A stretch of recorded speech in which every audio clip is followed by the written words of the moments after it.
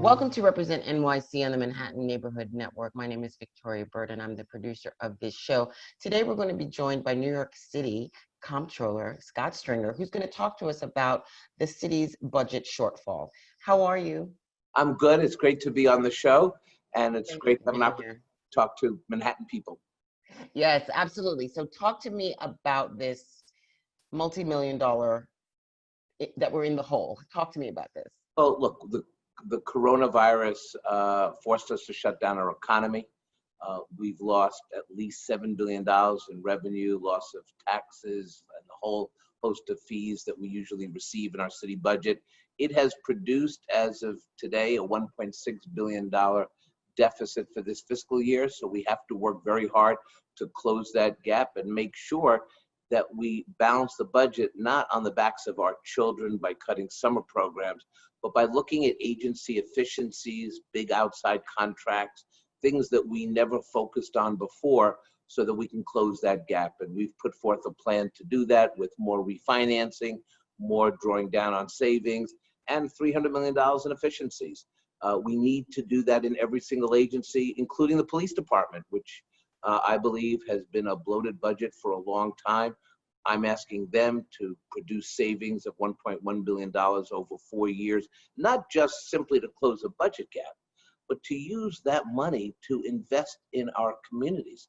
After we see the protests and the tragedy of the death of George Floyd and so many who came before him, we have to take a look at how we police in communities of color to end racism, systemic racism, to end targeting of Black youth. It is time in this country to change the way we look at the world. And I think a great place to start is by shifting money from over-policing initiatives to our communities. So we have to walk and chew gum at the same time. We have to close a $1.6 billion budget. We have to look at the analysis I did on policing and see how we can cut the budget by attrition, by looking at operations, by looking at overtime, and then let's invest in our neighborhoods. COVID is the great discriminator. It went after the communities with the most underlying conditions, people at heart disease and diabetes, people who were managing their disease, not actually getting cured. And that's because we didn't have a health system in place to meet those challenges. Well, COVID went after the weakest people among us who had real challenging issues. So now we know that a virus can dismantle so many of our communities. Let's rethink the way we budget in New York City, and let's go to those communities and solve those issues, not just in health, but in education and affordable housing. This has been a real opportunity for us in the midst of a terrible tragedy. And we have to recognize that so many of our policing initiatives have actually made things worse.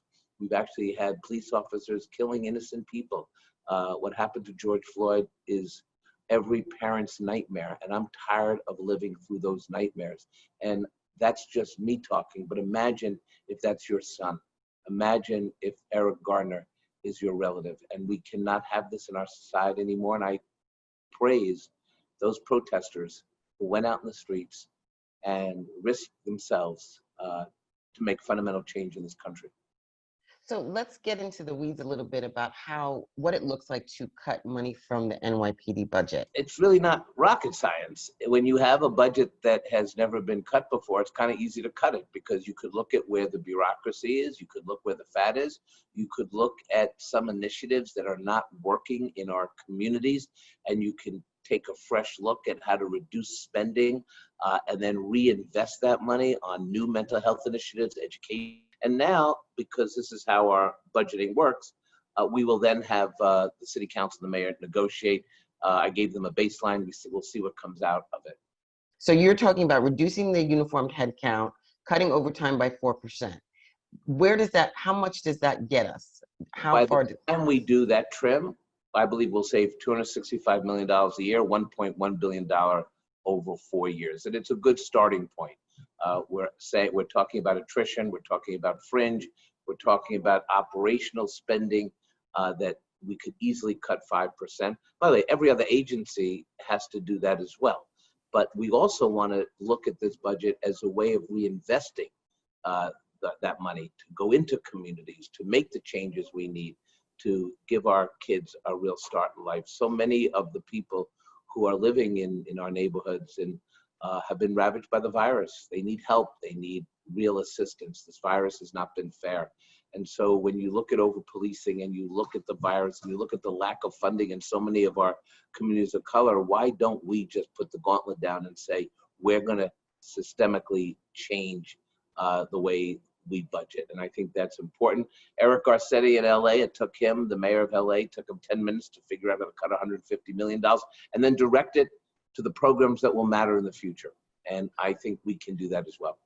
Like we've been covering the fact that the summer youth employment program got cut. So is that sort of an example of one program that would be able to be funded if we're able to take money from Peter to pay Paul?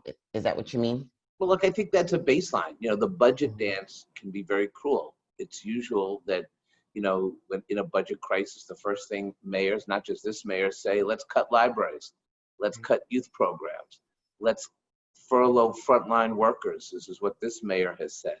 And I think it's preposterous to budget that way. I think we should look at the entirety of the budget, reprioritize what needs to happen in this city.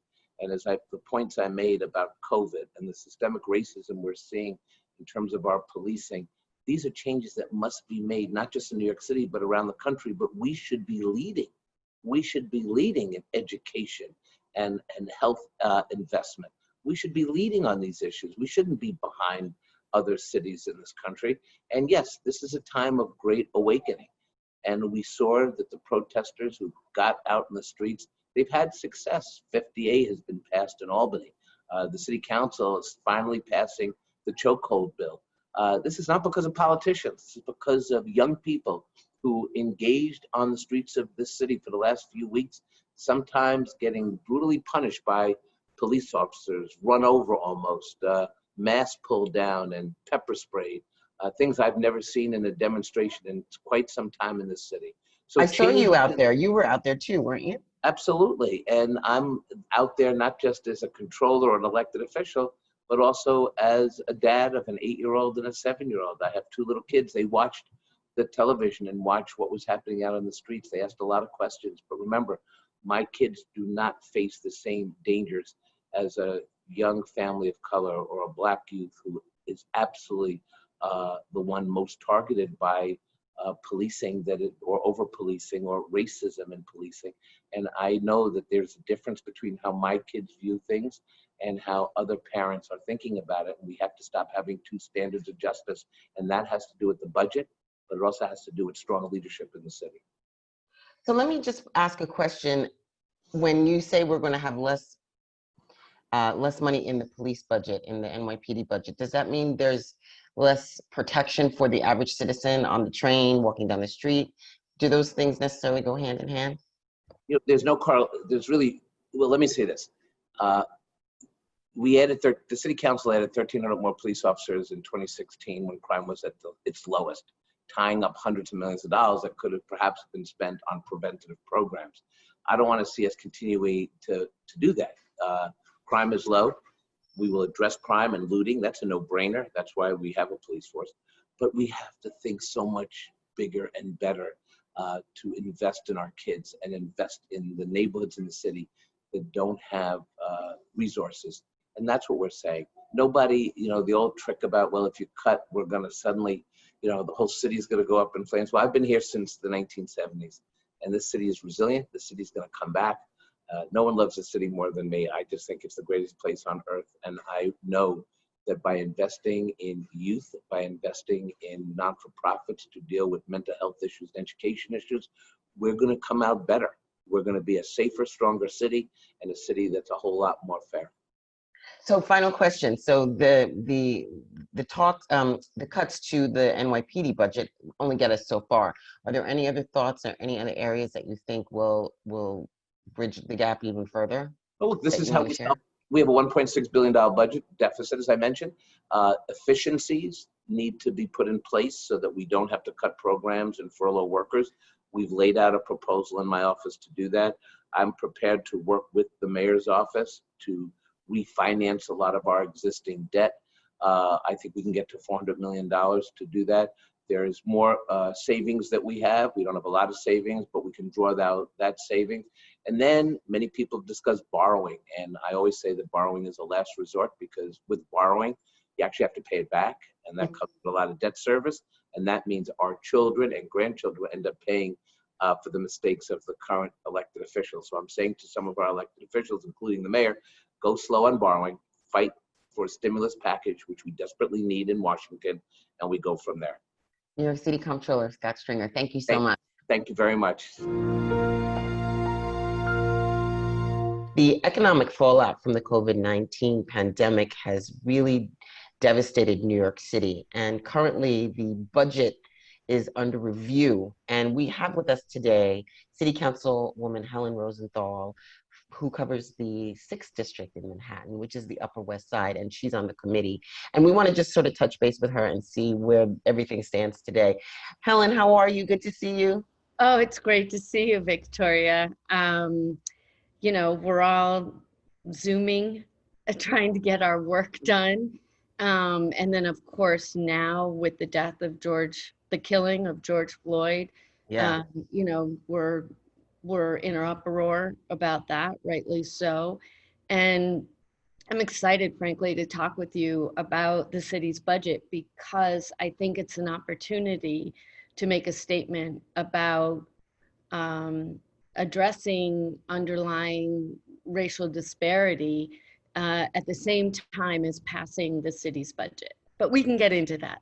Yeah, so let's just take it from the beginning for people who don't really understand. So the state budget was passed in April, right? And now the city has to come up with a budget, and we're facing a deficit, right? Can you talk to us about that and what that means, really? Sure, it's unprecedented and not surprising. So with the city having been shut down since mid-March, you know, the entire economy of the city, of the state, of the country has fallen to pieces. And there's been a tremendous revenue drop in the city's budget. So going into this situation, the city had about $94 billion budget to cover all of our costs, police, fire, sanitation, human services, homeless shelters, schools, all of those things. And when COVID hit, we watched our revenues just plummet. And so much so that they're down by over a tenth of the budget. We're with a $93 billion budget going into this, we've lost nearly $10 billion in revenues. So that's a devastating hit. And by the end of June, the city is required by law to have a balanced budget, show that the expenses equal revenues for the following year. And it's such a challenge to get there. You can't cut $10 billion worth of programs from the city's budget. So I'm a member of the city's budget negotiating team, and we meet on a regular basis looking at the large picture to see what's going on and to think about how to put together a package of solutions, because there's no one silver bullet. You can't just cut $10 billion out of the city's budget. So the mayor proposed an initial idea of how to close the budget gap that included some draconian cuts that the city council's just not willing to abide, including cutting all the summer youth employment programs for our children. Well, particularly now, it makes no sense to do that. We want to make sure our young people, can be gainfully employed this summer, can be doing things that would lift up themselves, their family, and their community. And the opportunity to do that is through the Summer Youth Employment Program. So anyway, that was one of his cuts. You know, I come at this from having worked at the city's Office of Management and Budget for 7 years, a couple of decades ago. and know that we need to find a lot of different pieces, put together a lot of different pieces. So one piece is we use up some of our reserves. One piece is we do make some cuts. There's always opportunity for more productivity in the city's budget. Let's push harder to find more productivity savings. And particularly under this climate, we may be making choices about cutting some agencies.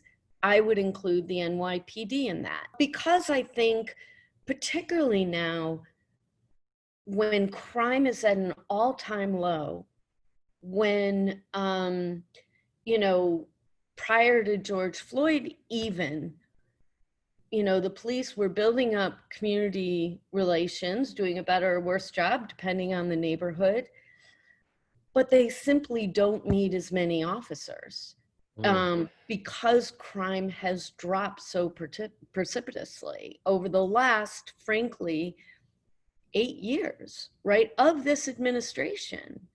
But it dropped because of reforms to policing. So they've done such a good job, they don't need as much funding, and that's a good thing. And even like just like right now, if we're talking about today and the last 7 days in New York City with the protests and we've seen some looting, and there's been a huge increase in the number of police. That would be the argument that we wouldn't have that reserve of officers. Is that sort of the counter argument to that? I don't find it particularly compelling. I think as we've sorted through the facts in the last few days, what we found is that the looters are not equivalent to the peaceful, nonviolent people who are walking in the street saying, here are concerns about systemic racism, systemic, you can even look at the outcome of COVID, where a whole race of people have died at a higher rate compared to white people. And you start to peel back the onion to understand why that's true. Systemic racism, but also what's the impact of systemic racism?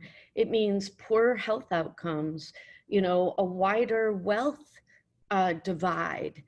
And all of these things add up to a worse health response for when a virus attacks your body.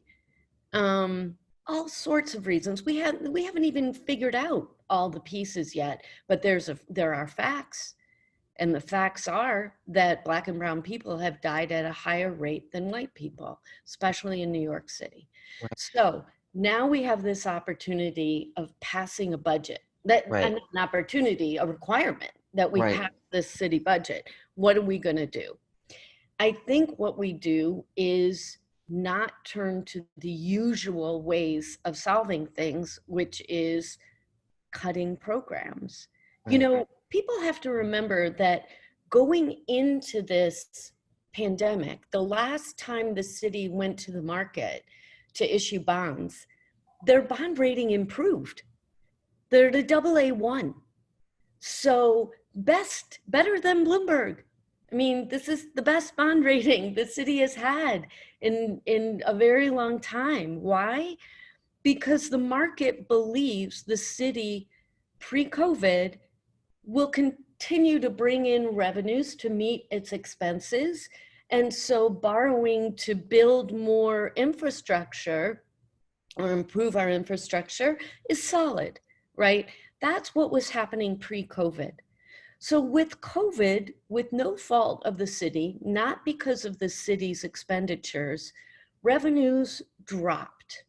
So what we really need is a revenue solution to get us to the place or tide us over until our revenues come back, until the city and the country can get through this pandemic and this economic pandemic as well. So what we have to do is, in order not to cut the very important social service programs that everyone always turns to say that, oh, that liberal spending were, you know, we spent too much money. No, no, no. All of that spending has helped people and has helped lift people up. We need to continue that spending. Cutting it now would only widen the divide.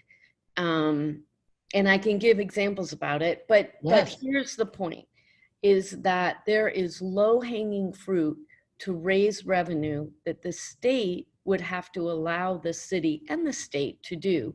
And that is this tax from 1905 called the Securities Transfer Tax. It was put in place in 1905, accepted as something that helped to produce revenue, actually shared equally between the state and the city.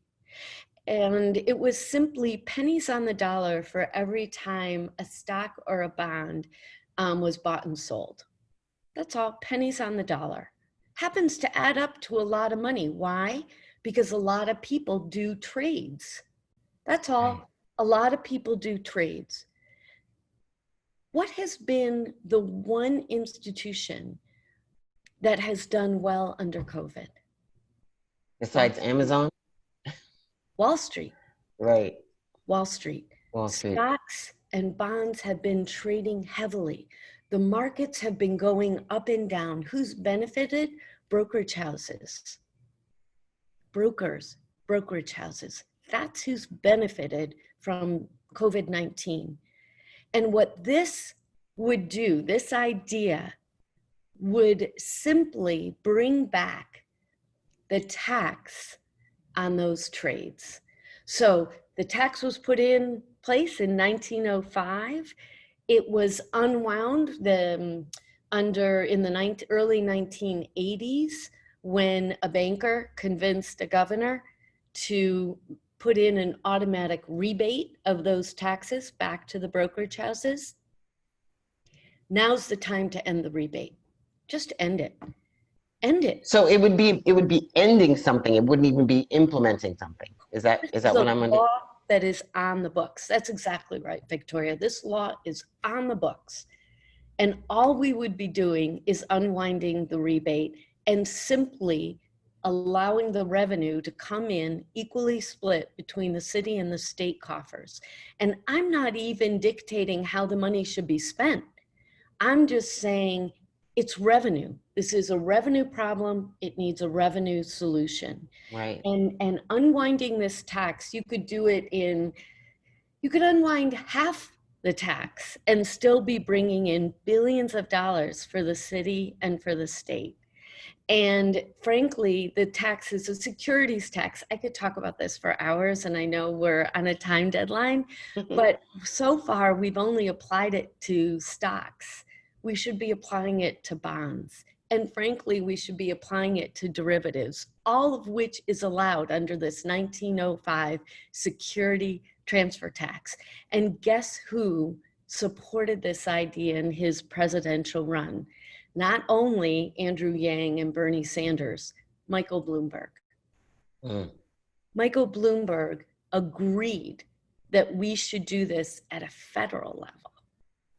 So we need this tax. Now's the time to allow the tax to go through and to allow the city and the state to use that revenue to simply make up from the revenue shortfall of what's happening because of something that is out of all of our control. Right. It's not because of excessive spending. It's not because the city mismanaged its budget. It's because COVID happened and we lost all our revenue.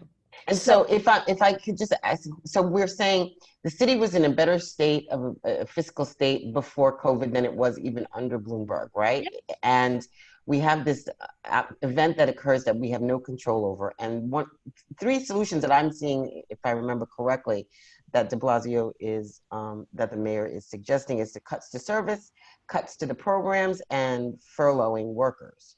And you're suggesting something that's more revenue building. Am I encapsulating that correctly? Okay, so you should be the person talking about this all the time. That's exactly it. It's revenue building. I mean, my goodness, the last thing we should be doing is a freeze to wages, furloughing our employees. I mean, this is a stable, we're the largest employer in the city. 375,000 people, that's a stable job for all those people. Why would we want to unhinge that? That's the What's last the thing. pushback? What's the pushback? I Well, mean, I it's think I know the answer, great but question, but no, it's a great question. There are two problems. One is that this is a state decision. The city can't do this on its own. The state has to, we need the legislature to pass bills, the state and the assembly to pass bills, and we need the governor to sign that bill. So that's a hurdle. That's a real hurdle.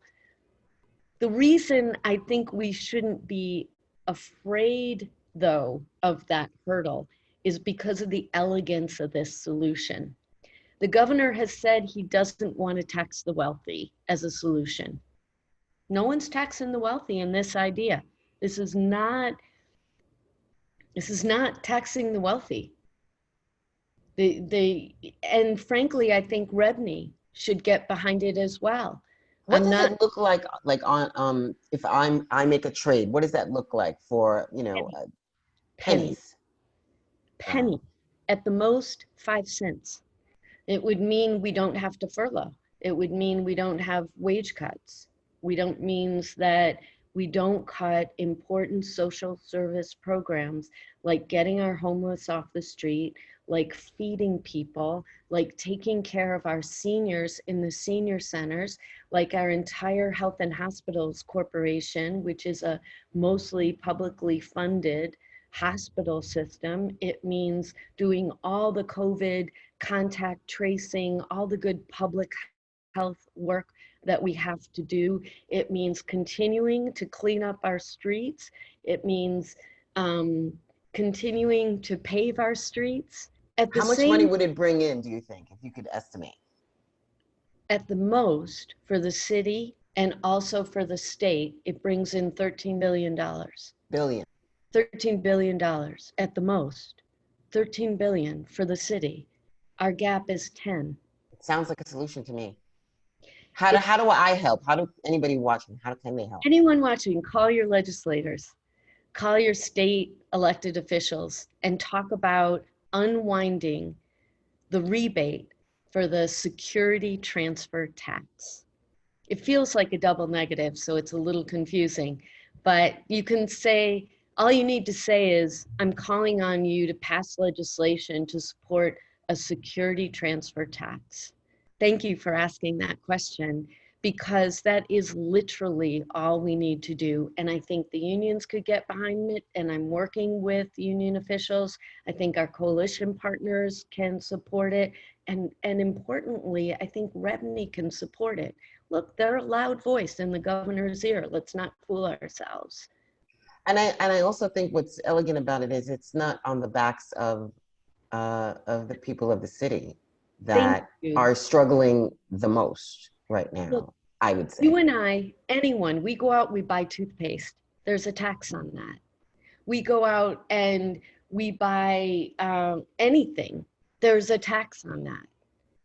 Somebody goes to buy or sell a stock or a bond, there's no tax.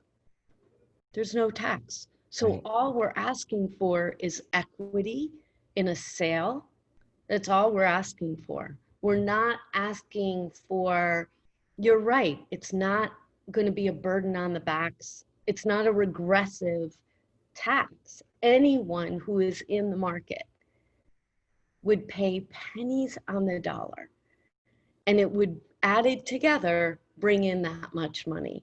In order to address a revenue problem. I mean, if you were nervous about it for any reason, you could even say, we're going to unwind the rebate as revenues start to come into the city and state, as they will do, as we are confident they will do over the coming months and years. So making it a temporary solution.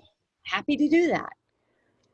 much better than cutting food for our seniors, cutting food for all the schools where there are grab and go programs, cutting our hospitals, cutting our healthcare system, cutting out social workers in schools, cutting out arts programs in our schools, cutting back on teachers, guidance counselors, all these things that are on the table today.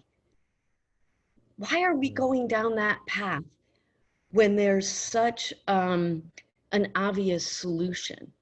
I think you really drove it home with when you said just when you buy toothpaste, you pay a tax. I wish the Absolutely. tax on my toothpaste was a penny to the dollar. Well, that too. Yeah. It's even higher. Yeah. So I want to It's thank you even so higher. It's much. 8 cents to the dollar. Right. That's right.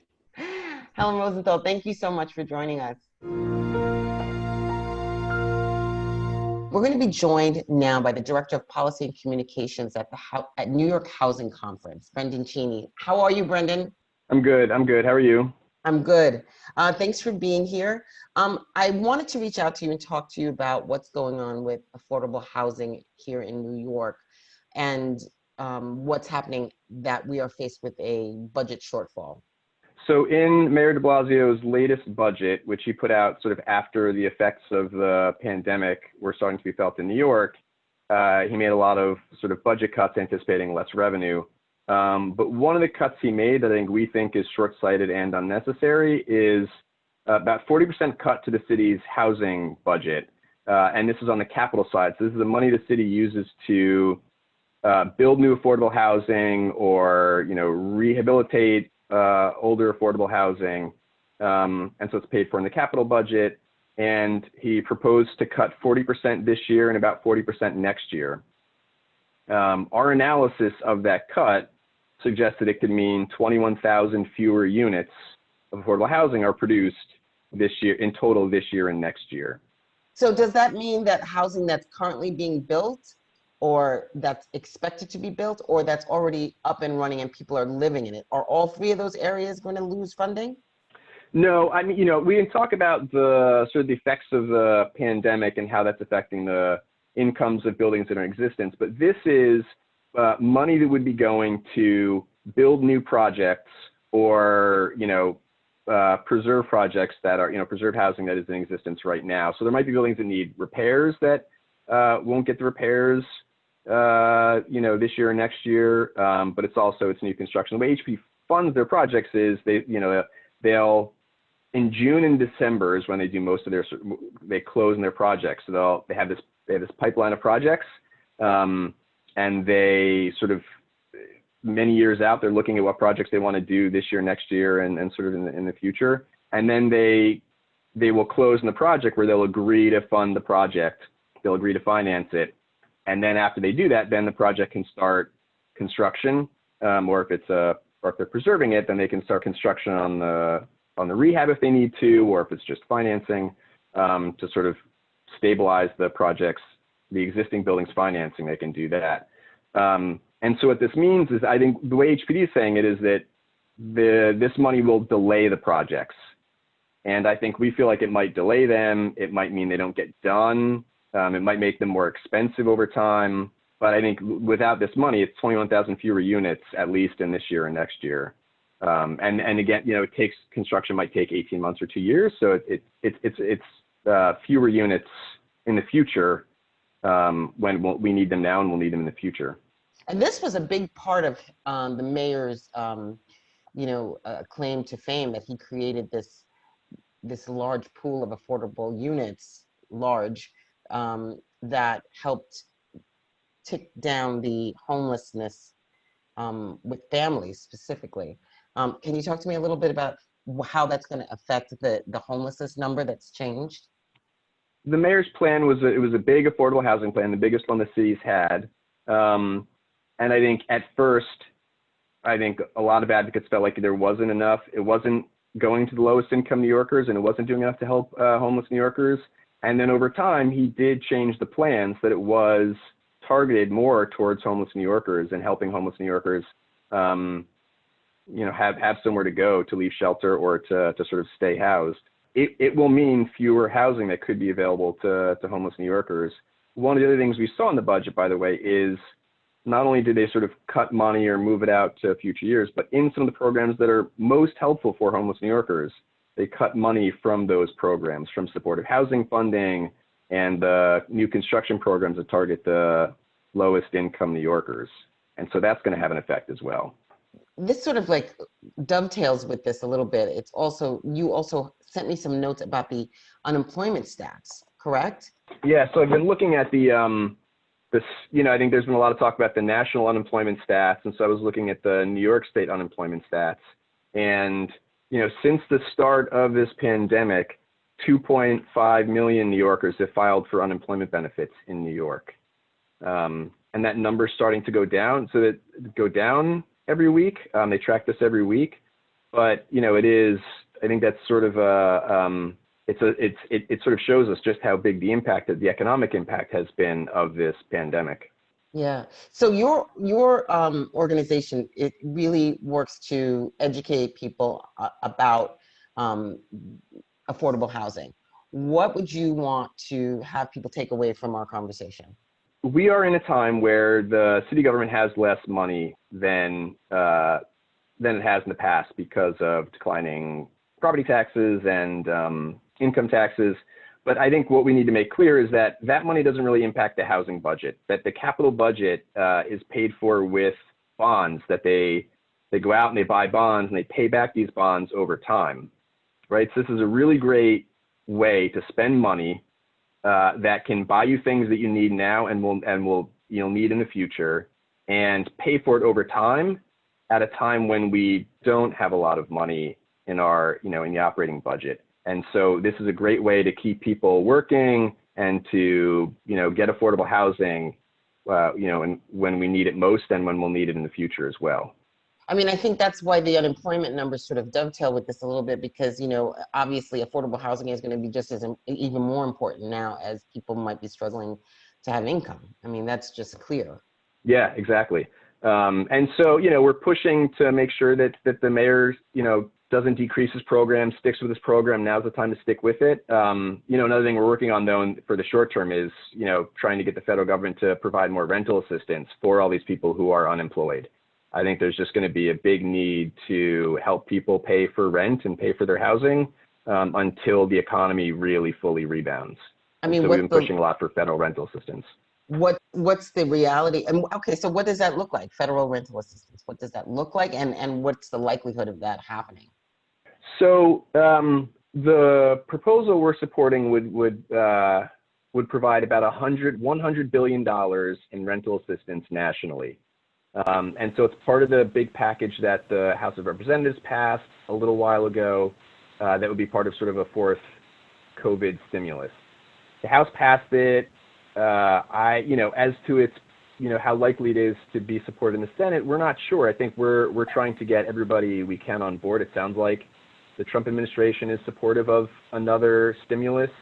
I think what we want to do is make it clear just how important rental assistance is, just how important housing is, and just how dire the situation will be without federal support, just how many people are unemployed, and without unemployment insurance benefits, if they run out, or even with them, there's going to be a lot of people who have trouble paying their rent.